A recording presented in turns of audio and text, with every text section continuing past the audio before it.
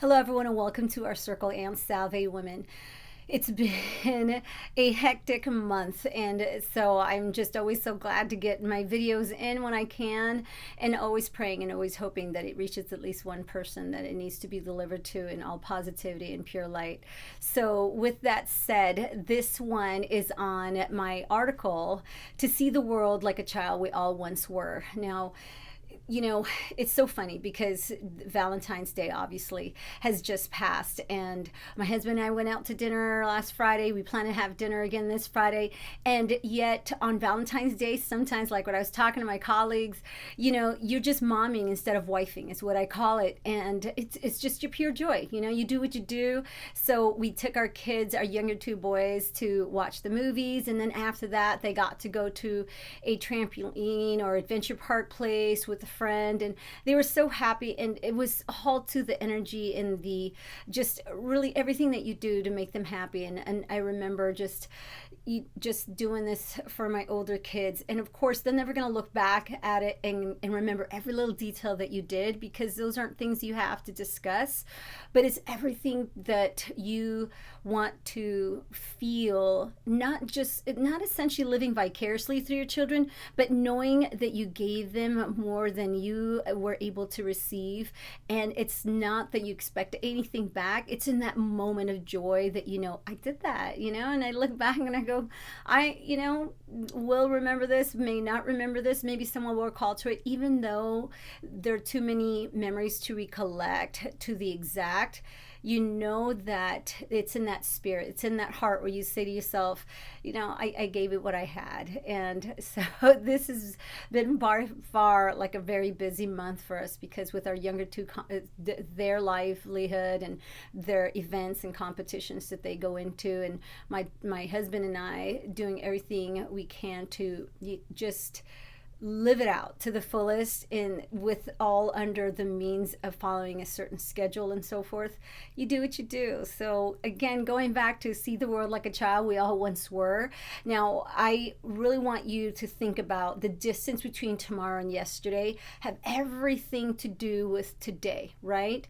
And yet who you are today has also everything to do with what you have let go and then what you have kept, because life it can be very, I guess the word would be, I don't want to say it's exhausting, yet we can all own up to that, but it can be very strenuous, the things that you have to carry, the heaviness at times. And because you are willing and you're determined and you're persevering, you're constantly saying to yourself, just move forward, move forward, move forward.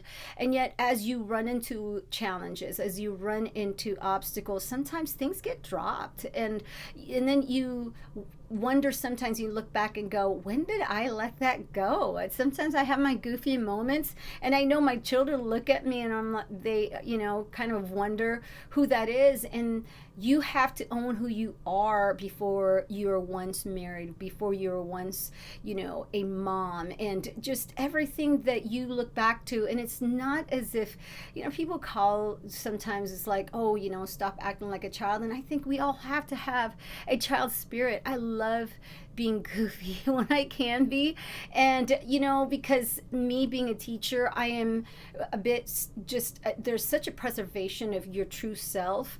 And when you're in class, there has to be a form of exactness, honestly, and especially with me being teaching math now and having taught language arts in the past, and primarily it's just something that I feel you owe it to your students to really model what you want to see. And it's the same thing with my own children, listening to the Disney station when I used to be on the radio, and just many things that you've done to keep it there, and that expectation of you as a parent and as a teacher.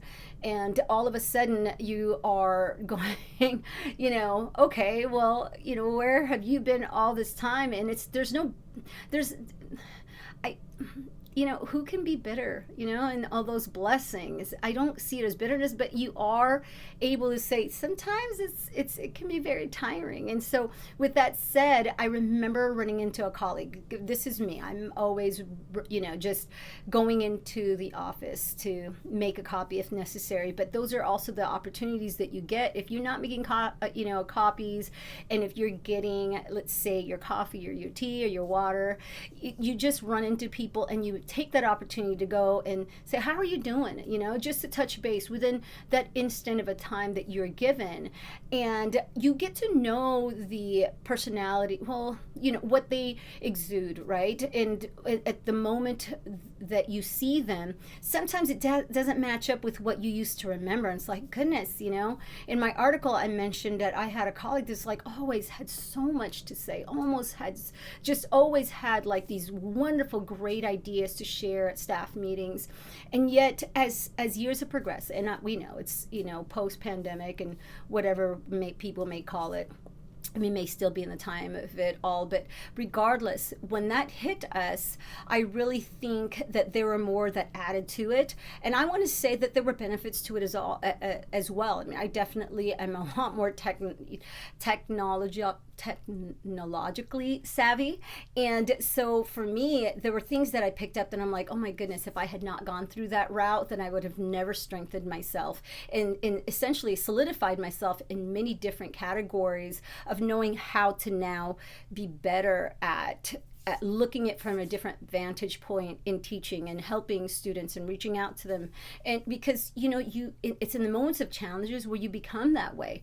And yet when you run into people, you see and you wonder why, what part of them have they decided to let go, and do they even know that what I see is not what I used to see? And there's no judgment. It's more, when you're human, you're thinking things through, and you don't mean to judge, but it's more of like you're trying to make sense of the change, and you're wondering why this person seems a little bit more withdrawn, just a little bit more, taken apart. Because as a teacher, I'm sure we can relate to that. It's like, there's this piece is missing.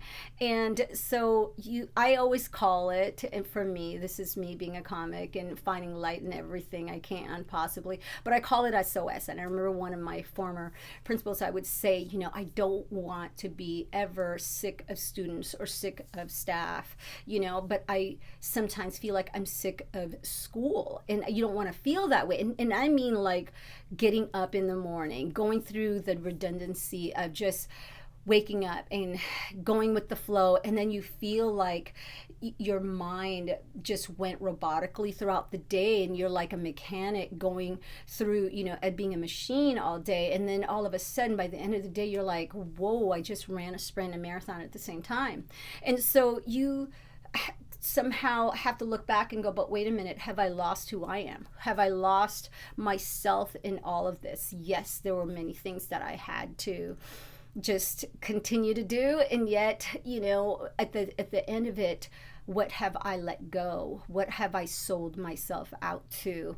And am I still together as one so that I can step away from this and still find me amongst it all? And so my message in this article is really trying to find good within every given moment. It is so hard to do because as we become adults, I feel like there's just this invisible hammer that's just, nailing you down to a point. And sometimes you get bent, sometimes, it's just like it goes through, but you just realize that it's like, why am I being so rigid in these moments? Why can't I be a little bit more versatile in knowing that I am still who I am, and yet there's many parts and components of me? And so you just have to keep trying to really find goodness in everything, and that to me is a good survival. I mean, for me, humor is a good survival for me. And definitely going out to hit the gym is another good survival tactic for me. I mean, I've already told you I love Zumba.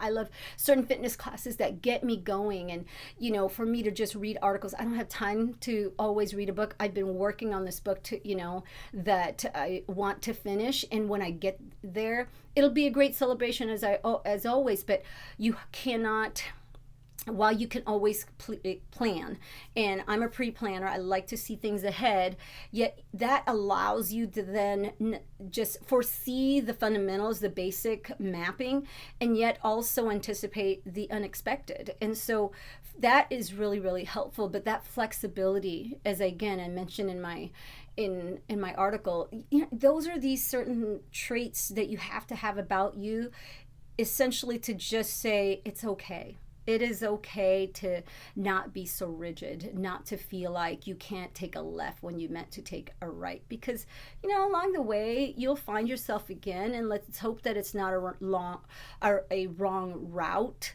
where all of a sudden you have to turn back and have lost all that time. And even so, every day you get to wake up and go, let me do that again if it didn't work so well the day before. There's always that process of reflecting and being able to look back and think to yourself, what could I have done better? So I remember relating this to the summer trip that I just had. Now, my husband and I have been together for over 30 years now, and it's such a great celebration. And the pandemic really helped us to look at life and go, we've given to our children as much as we could, and we don't ask for anything back. I mean, of course, there are times where, they don't know all of the sacrifices you made, but regardless of that, you say to yourself, okay, what could we do now where we live for the moment? And what have we learned from all of that?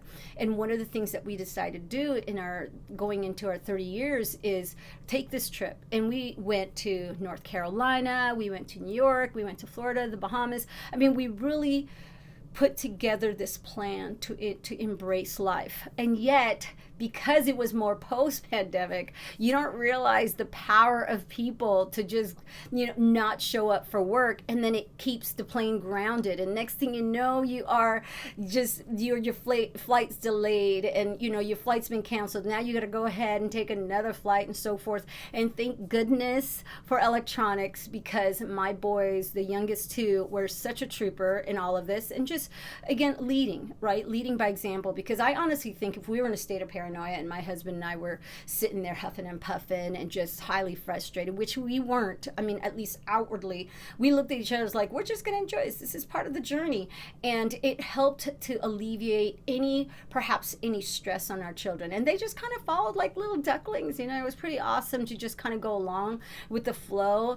And that is what I mentioned in the article. I mean, from the flight delays to then having to go to a drive-through instead of being able to sit down, you look into the light of things and go, but wait a minute, we needed that much rest, like checking into the hotel and not going anywhere, and rather than going out and taking a tour that you didn't have because there were no tours at all, you just took a nap. And so you have to look as like, what, things happen for a reason. I truly have always felt that nothing is by accident. You can definitely plan for a pretty picnic, but you can't predict the weather, and just hearing those type of lessons in life and really sticking to them and knowing how to connect and relate to those, times in life, you just go, okay, this is me. This is what I have that I have control over. And that's with my peace, my understanding, and my tolerance level.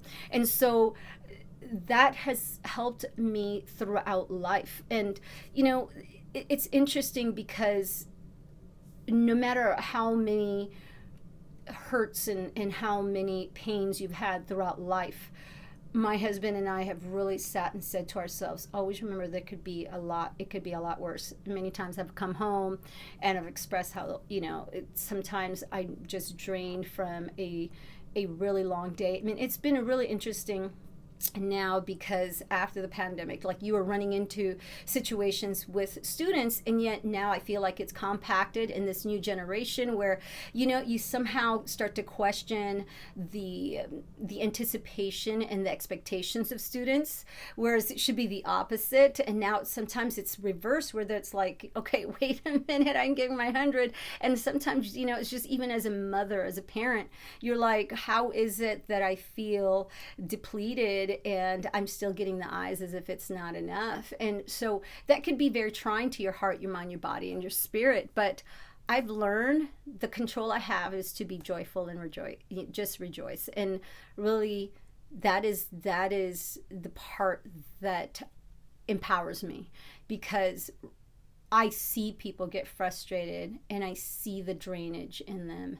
And I'm sure that when people have looked at me, I really hope it's rare, but that they see the drainage in me, or that they see, some form of disparity, because life is just happening at that given moment.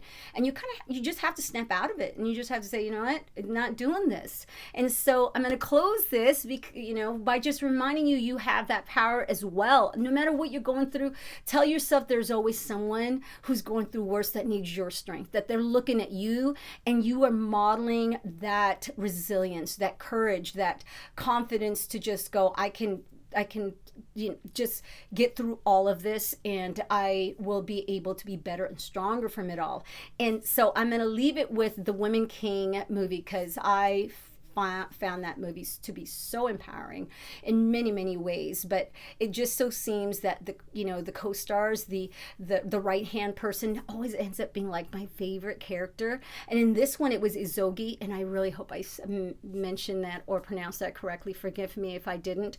But it is by Lashana, and again, I want to make sure I say this right. Is it Lashana Lynch? And she's Izogi in the movie, and oh my goodness, her line that she had stated where, it is enough to make you cry, but it is better to laugh. And she ends it with a question, yes, it's like that stuck to my heart, because when you hear lines, you realize you have been saying this in life, and to really strengthen you in days where it's raining and pouring, and sometimes your visibility is like just zero, right? Like you just might as well close your eyes, and then just go with the flow, and just take on the chance of faith, and just keep moving forward little by little, little by little. I mean, if you've ever been driving in a fog or really, really heavy rain, you know what I mean. And it's just like, you just get through it, and you learn when it's done, and you can see that the sky is clear and the rain has stopped. You can laugh about things because you know that you are victorious, that you didn't play victim to anything that you went through. And as soldiers, I commend you. Nurses, I commend you. Anyone who's in the front lines every day, like I just said today, if there's 80 wrinkles on my face, from this year, or any dry skin, I blame it on this one class period I have, because oh my goodness, you run into those moments where you really are being tried. And yet again, Izogi says, it's enough to make you cry, but it is better to laugh. Yes. And so to me, that's it. Everyone, like, you really have to embrace the world and think to yourself, like, it's just building muscle, and really making sure that you get through it all, because if you couldn't handle it, it wouldn't be given to you. You are that amazing person who can overcome. And so be enlightened by such power of words, and know that you have the ability to just keep going. In the words of my mother, God bless us all. Thank you again for listening, and have a wonderful day. Take care.